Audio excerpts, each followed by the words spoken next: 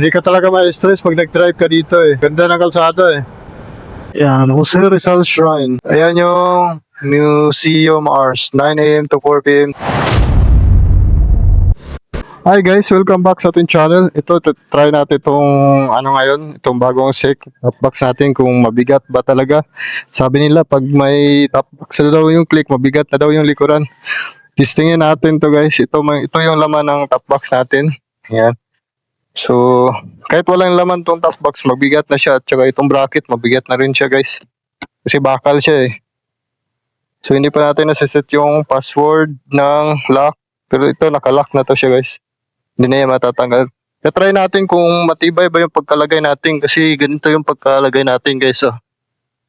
Yan. Mahigpit naman na siya. Try natin kung hindi malaglag. So, iikot tayo galing dito sa Gulayon, papuntang Dapitan. At saka Sunday ngayon, sabay gala-gala na rin. Kung bago pa lang kayo sa channel natin, paki-subscribe na lang po sa mga hindi pa nag-subscribe and follow na lang po kami sa Facebook page namin.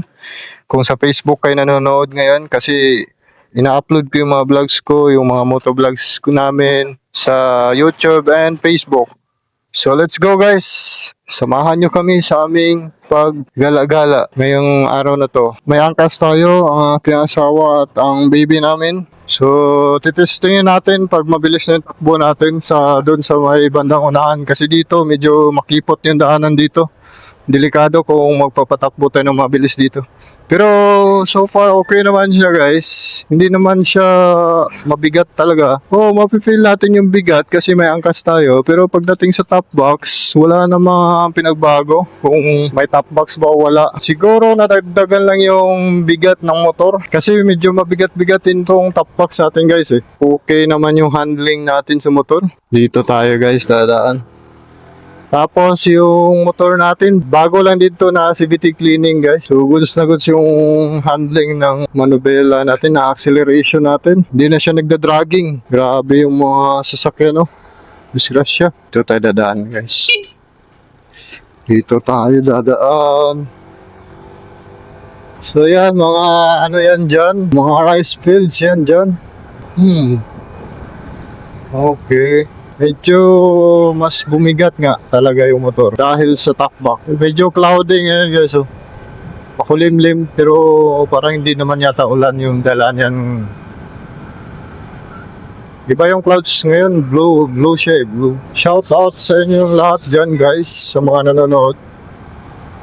Thank you sa pag-click ng YouTube channel natin. Enjoy our biyahe. Ikot lang tayo guys sa hindi pa alam kung saan itong Dipolog City. Ito po ay sa Zamboanga del Norte, Mindanao. Katabi lang po ito ng Dapitan City kung saan si Rizal tumira dati bago siya na-execute. Kaya kami naglagay ng top box kasi kailangan talaga namin sa mga gamit namin. Kulang kasi yung lagayan dito sa ilalim natin. Medyo maliit lang kasi. At least doon sa top box, malaki-laki, 45 liters yung top box natin at saka galing siya sa SEC Moto Supply. In-order namin siya sa TikTok guys. Affiliate po kami sa TikTok. I-click nyo po ang comment section. Nandun po yung link namin ng aming TikTok shop. At hanapin nyo po sa video. Ginawa na po namin to ng video. Kasama na po ang link. Pag-click nyo po ng yellow basket, ayun, mabibili nyo na agad ang top box natin na SEC Moto Supply, ang brand. Marami po itong guys, design and liters. May 35 liters, mayroon ding mas malaki. Pero yung iba kasi mas mahal na yung presyo. So nasa inyo kung afford nyo yung price guys. Okay. Kasi kadalasan sa area na to, mga to guys, mga rice fields. So before you drive guys, i-check nyo muna ang side mirrors nyo kung tama ba ang pagkapwesto niya. Para pag lingon nyo, makikita nyo na agad kung may nakasunod ba sa likod nyo or may kotse ba, mga malalaking truck. Dadaanan natin yung magandang kalsada guys. Meron sa unahan, tapos ang labas nun is pupunta na sa Polanco. Tayo, galing Polanco, pupunta ulit tayo sa Elaya, tapos diretso tayo sa Dapitan City. So ganun yung roads natin guys. Ang ganda din ng kalsada dito. Ayun, nice view. Wow, ang ganda ng view dito. Sarap tumambay dito. Di nga lang may junk shop dyan. Grabe yung kotse. Wasak yung kotse. Disgrasya yun. So tayo po ay Bisaya guys. So halata po sa pananalita natin na tayo po ay Bisaya. Proud Bisaya po tayo. Nagtatagalog lang po tayo kasi yung ibang mga taga Manila or taga Luzon is hindi na alam paano po Bisaya. At least mapanood nila tayo kahit nasa Mindanao tayo, di ba? Okay naman yung handling guys. Kahit may top box tayo sa likod, hindi naman natin mafe-feel ang top box. Dagdag lang talaga siya sa bigat ng ating angkas. Mas bumigat lang yung natin, karga. Okay, mas okay nga siya eh. Malakas yung bounce ng shock natin pero hindi pa naman siya sumasagad. Katagalan nito, after 1 year yata yun, na siya. Sasagad na to. Stuck pa rin yung shock natin guys. Okay, at saka yung panggilid natin, stuck pa rin po. Ano yan? Bakit naglalagay sila ng pader dyan na puti ang color? Ayan color white siya guys. Ano kaya meron dyan?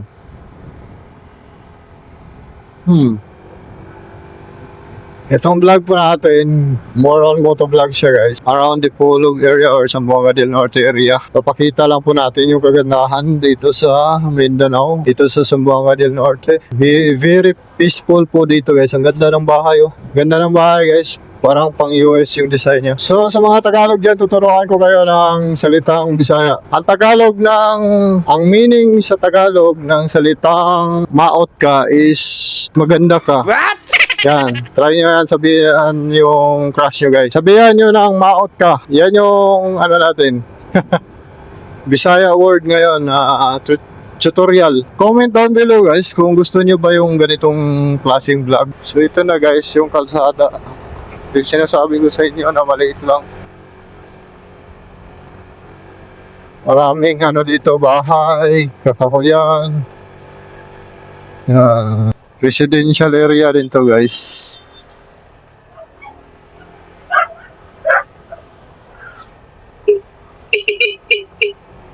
Daming aso. Dito walang mga bahay dito banda.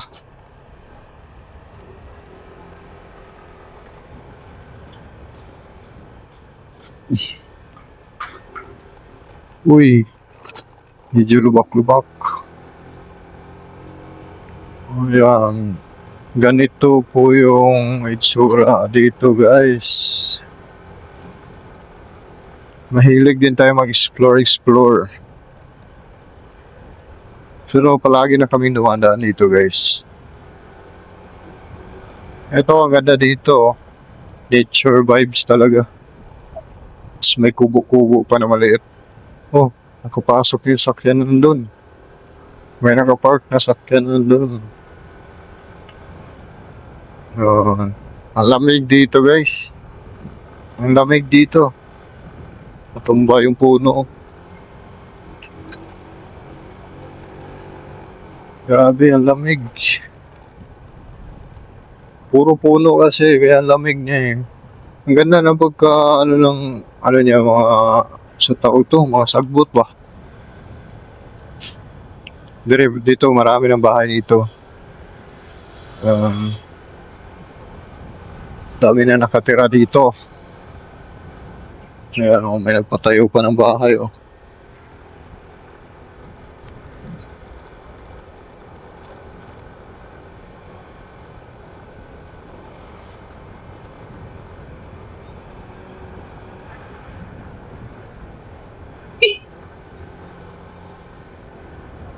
Nagsusunog.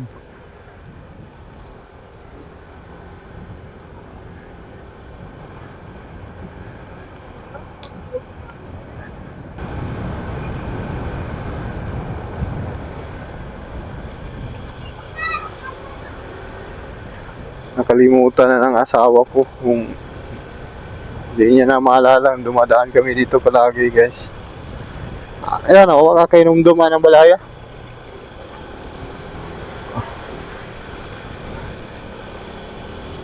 Ayun. Dala silang camera. Ayun, may elementary school pala dito. Bandera. Ew.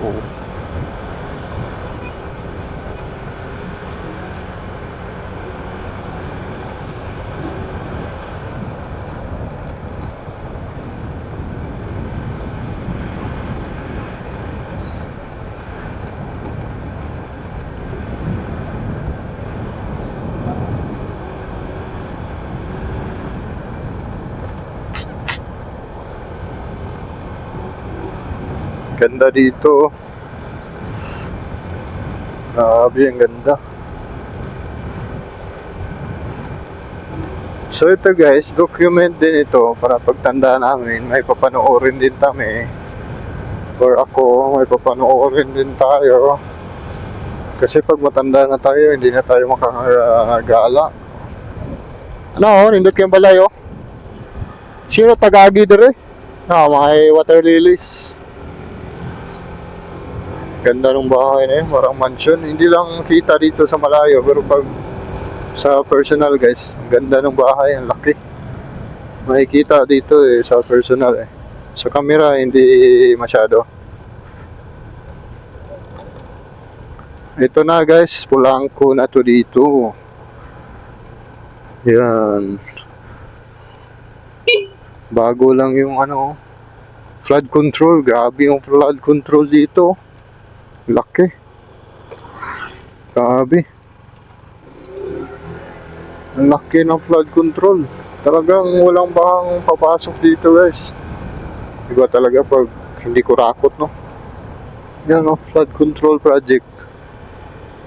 Lupit. Ang lupit dito sa Polanco. Hindi binulsa yung pera. Ayan grabe. Pero ito lang problema DPWH. Kailan ba yun naayusin na DPWH yung kalsadang yun? Tagal na nun. Wala pa siguro pandemic. Sira-sira na yung kalsada na yun. Ay, DPWH, baka naman. Try nyo yung daanan ng kalsada na to. Ayan, wasak-wasak. Check nyo to, DPWH. Yan, guys. Lalabas tayo. Pupunta na tayo sa Dapitan City. Itong dinaanan namin, mas malayong ruta to. Mas malapit talaga pag doon sa Dipolog City mismo sa sentro. Tapos dadaan kayo ng Minaog at Sikayab. Papuntang Larayan. Tapos sunod, yun na. Papunta na kayo sa Dapitan City Hall. So ganito talaga ginagawa ng motovloggers guys. Nagsasalita talaga tayo behind camera habang nagda-drive. Sa mga first time makapanood ng vlog natin, kung maalala nyo si Reed Motovlog, yung mga sikat na motovloggers, ganito din naman ginagawa nila. Ayun grabe, daming angkas. Ganito talaga pag motovloggers ka. Buti na lang, may mic tayo. Pero pag walang mic, wala talaga. Kahit anong sasabihin natin habang umandar yung motor, wala. Hindi talaga maririnig. Yun yung problema pag walang mic. Kaya importante talaga pag may microphone guys. Kapag nagmo-motovlog or kapag nag-start pa lang kayo mag-motovlog, talaga sa pinaka-importante yung mic. Yan, tatlong bagay lang. Yung lagay ng camera, tapos yung camera, at saka yung mic. Yan yung pinaka-importante pag gusto mo mag-motovlog or mag-motovlogger. So yun, beginner pa lang tayo. Thank you so much sa mga 50 subscribers na guys sa araw na ito. Kalimutan ko yung date, lagay na natin sa screen. 50 subscribers na tayo. Malaking tulong din, everyday nadagdagan ng isa. Noong nakaraan, 2 subscriber na dagdag sa atin. Ngayon, mayroon na tayong nadagdag isa. So 50 na ang total. Tapos sa Facebook naman, mayroon tayong 2,600 followers. Sana mag-grow pa ito mag-grow pa yung YouTube channel natin at saka yung Facebook page natin para ma-explore nyo guys sa Mindanao.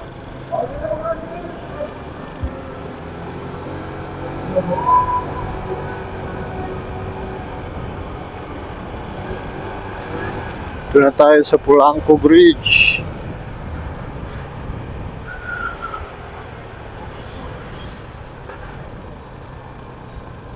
Dito, grabe dito. Bankingers dito. Mag-banking ka doon tapos yung mukha mo bigla ka na lang matumba tapos wala ka pang helmet. Bagno si Mungnaong. We have viewers also in India and Thailand. Shout out. Ewan ko kung mga Pinoy ba yung nanonood dun sa India and Thailand. May analytics tayo sa YouTube eh. Chine-check ko yung mga country. May ibang country talaga nanonood. Sana all. So yan guys, yan dalawang guhit na yellow, solid lane. Bawal mag-overtake dyan. Kung yan o. Lumiko siya dito. Pero naka-double solid yellow lane tayo dito eh. Alam ko bawal lumiko pag ganun eh. Hindi naman mahigpit dito sa traffic kasi wala namang hindi dito. Dito na tayo guys, papunta na tayo ng Ilaya. Andito na tayo sa ISIS po pagpasa nito guys, hindi siya ISIS. Joke lang po yun. ISIS po ito. ISIS. Yan. Ganda dito. Ganda talaga dito. Nakailang ano na tayo dito, video. Ayan, may bagong video na naman tayo dito. Tatakpan talaga yung ano dito, yung Linabo Peak. Hindi po siya Linabo guys, ang pagbasa po nun, Linabo Peak. Inano nila, gawa nila ng panibagong tulay. May tulay dyan dati guys, sinira nila kasi gagawa sila ng panibagong tulay. Ganda talaga. Ang ganda ng mountain view guys.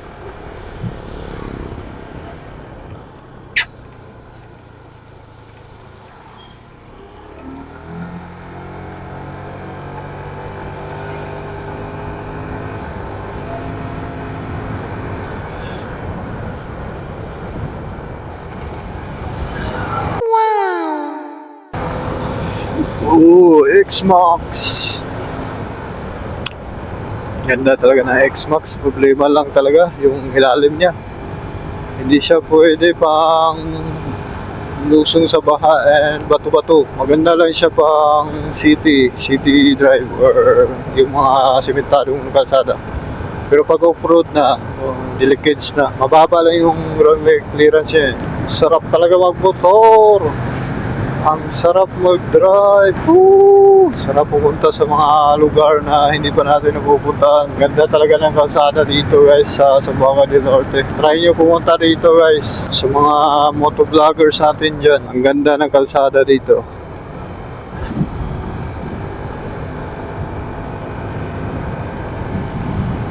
Ang ganda din ng kalsada dito guys. Oh. Ayan, ang ganda dito. Yan o. Para siyang tibulok. Ang diferensya lang siguro is naka-aspalto yung sa tibulok. Ganda din siguro dito pag naka-aspalto to. Yan, medyo... Ayan yung diferensya pag may top box. Parang ano talaga oh. Gumagamit talaga ng lakas si Click sa pag-ahon. Medyo ning utong iyang makina.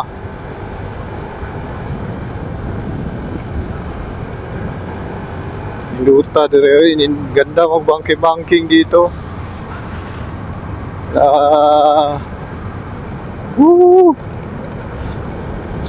Safety dito kasi may harang yung gilid niya guys para hindi kayo ma-shoot pag na-disgrasya kayo. Sapa kasi yan dyan eh. May sapa dyan. Nandito na tayo sa Ilaya Bridge. Ilaya Bridge. May bus. Mayroong bus. Okay, let's go. Nandito na tayo sa straight na kalsada. 4 lanes siya, tapos straight yung kalsada. Doon banda sa malayo guys, na-try na namin na may tumawid na ibon. Buwak yata yun. Kulay itim siya eh. Pero laki. Bumangga sa helmet ko. Sa helmet ko ba yun o sa motor bumangga? Kawawa eh. Pero buhay pa guys. Lumipad pa siya ulit. Yan, may na-disgrasya dun eh. May namatay dun. Pero matagal na. Lapad ng kalsada. Ang ganda. pero hindi lang espalto. Ayun, espalto na dun sa may bandang unahan. Yan, ito, ang sarap drive pag ganito kalsada. Ganda nito, espalto talaga. Sarap kasi pag espalto kasi makinis. Hindi pa talon-talon yung motor mo. Yan, diba? Smooth na smooth, sarap. Ganda ng kalsada, grabe. Sulit. Ayan, mga bahay. Ito, ang ganda dito. Ang haba ng espalto. Ganito sana lahat ng kalsada, no? Sarap sana mag-drive. So, ganito palagi yung kalsada. Yun. Yan, dito toll lanes na dito. Woo! Hindi ka talaga ma-stress pag nag-drive ka dito eh. Ganda ng kalsada eh. May pa unti-unting lubak lang, pero kaya naman naiwasan dito para may lubak yata dito sa unahan. Dito kailangan nyo mag-slow down dito guys, lalo na pag gabi.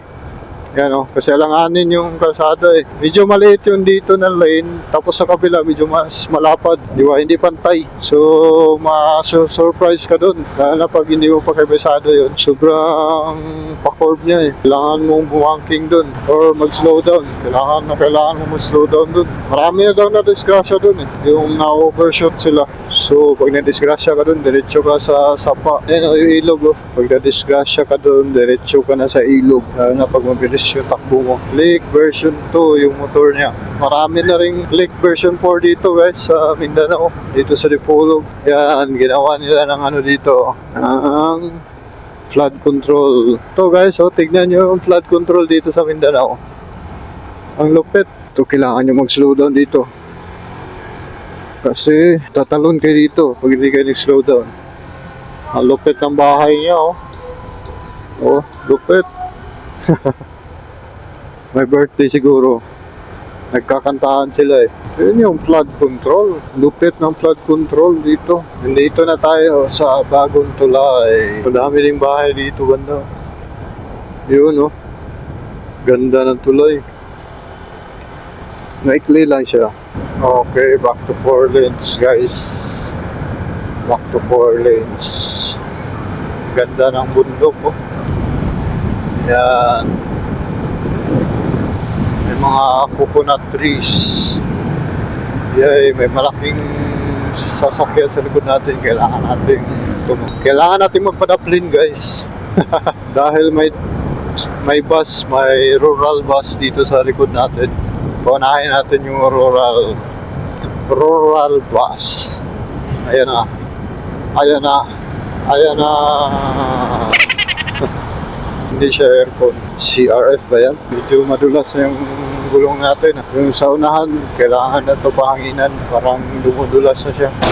So, nandito na tayo sa Rotonda, Dapitan City. So, masasabi ko lang sa top box natin is goods na goods guys. Okay lang naman pala may top box sa likod. Pero hindi pa natin nalalagyan ng mabibigat talaga. Pero may capacity siya guys. May checkpoint dito banda. Kailangan nyo mag-helmet. Police checkpoint, motorcycle, Cape Pride. Papakita lang natin yung labas ng bahay ni Rizal dati guys. Pupuntahan natin yun ngayon. Hindi, sarado kasi ngayon eh, kasi Sunday. Open lang siya pag Monday to Saturday yata. Check natin pagdating natin doon kung anong araw open. Tapos yung oras ng pag-visit, tutugan natin kung anong oras pwedeng pumunta doon. Kapag mag-visit kayo guys, kung may balak kayo, panoorin nyo ang video na to. Yan guys, ang City Hall ng Dapitan City. Nandito na tayo sa Pulo Bridge, Barangay Pulo. Maganda rin yung City Hall dito guys sa Dapitan. Pang ano rin siya, pang tourist attraction din siya. Oh no, may problema lang tong tulay na to eh. May mga butas-butas. Ayan yung City Hall ng Dapitan guys. Diba? Welcome to Dapitan City. Yan. Yung mga vendors, nilipat na sila dyan sa loob. Wala na sila dyan sa kalsada. Ang ganda ng mga coconut tree. Dati kasi dyan sila sa gilid ng kalsada eh. So para lumuwag yung kalsada, pinasok sila doon. Parang may ano doon oh. Paparating na ano, tubo. May malaking barko guys. Ayun oh. Dudunggo na yata yun dyan. So ito guys, ang boulevard ng Dapitan City. Maraming tao ngayon, may mga nagbi-birthday rin dito. Dito sila nagsi-celebrate yung birthday, kasal, or binyag. Meron kasing parang kubo-kubo eh. Ano, maraming tao ngayon kasi Sunday ngayon eh. Ayun, may nagtugtog pa. Andun yung bahay ni Rizal guys, doon banda oh. Kaya naglanding si Rizal guys. Ayan yung tourist spot dito. Kung saan naglanding si Rizal. Yun, marami na rin nag-vlog doon. Yung landing site ni Rizal. Marami rin tao doon, maraming nakatambay. So yan yung bagong park ng Dapitan City guys. Seaside Park. Iba din yung park niya dyan sa loob. Yan yung park niya sa tabi ng dagat. Hindi na tayo papasok doon kasi nagmamadali tayo. Ganda dito. Ito yung daanan papunta doon sa bahay ni Rizal. May malaking balite dito. Yung Kakanin, sarado na yung Kakanin. 2 lanes lang to dito guys. Yan, yung bundok na yan, sa baba niyan, yung bahay ni Jose Rizal. Yan guys, approaching na tayo sa bahay ni Jose Rizal. Pero ang problema lang, sarado ngayon guys. Titignan lang natin sa labas yung bahay ni Jose Rizal. So dalawa pala yung content natin ngayon. Yan, ito na yun guys. Jose Rizal Memorial Protected Landscape. Ang review natin sa top box at ang labas ng bahay ni Rizal. That is our content now. Ayan, ito guys. So, dito kayo magpa-park sa sakyan at mga motor. So, i-check natin yung schedule. Sunday man karon. Papakita natin sa inyo guys ang schedule ng bahay ni Jose Rizal. Ayan guys, oh. Strictly no smoking. Ayan, Jose Rizal Shrine. Museum Hours. Kita ba sa camera? Ayan yung Museum Hours. 9 AM to 4 PM. Tuesday to Sunday. So, walang schedule ng Monday guys. So, ito po yung schedule ng museum ni Jose Rizal. Yan o. May pirma pa ni Jose Rizal o. Museo ni Rizal.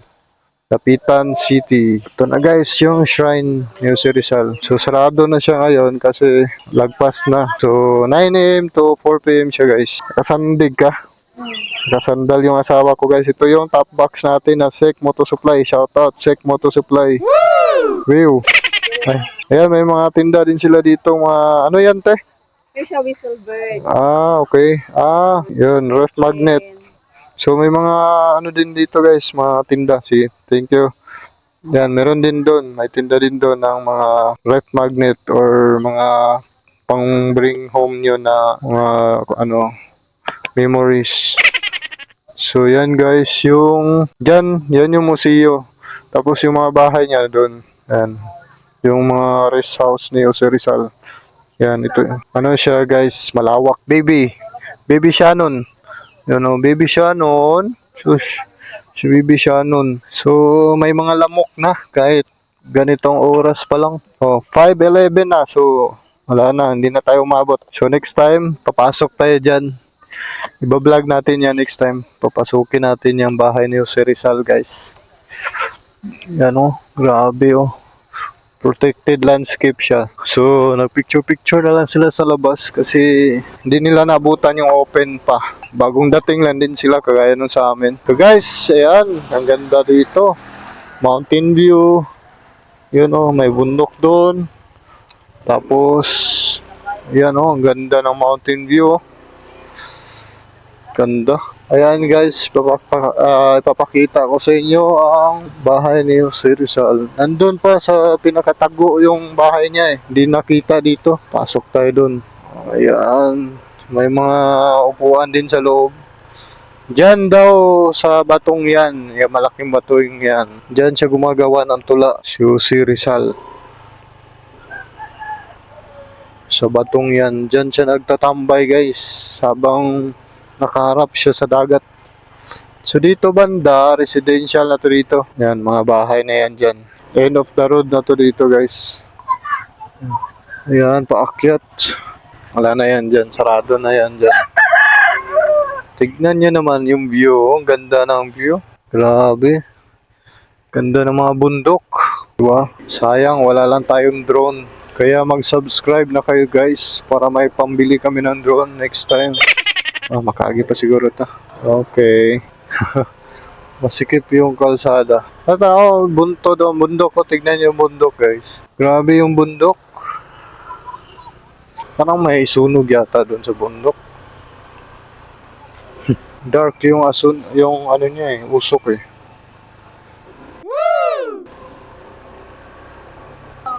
Yan yung bilihan ng mga ano guys. Ang tawag dito. Doon yung bilihan ng mga pang-remembrance ba. So yun guys, pupunta na tayo sa Dipolog. Yun lang yung vlog natin, masyado na mahaba. Nakakapagod i-edit. Tapos konti lang viewers. So guys, thank you kung nakarating kayo sa vlog na to, sa part na to. Thank you so much sa panonood.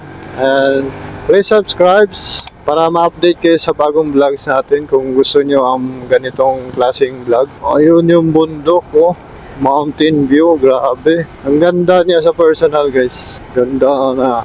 So hanggang dito na lang ulit tayo guys. Thank you so much. Please subscribe para mag-grow ang ating channel. Para sa mapanood nyo ang more explorations natin dito sa Mindanao. Okay? Thank you so much. Bye-bye.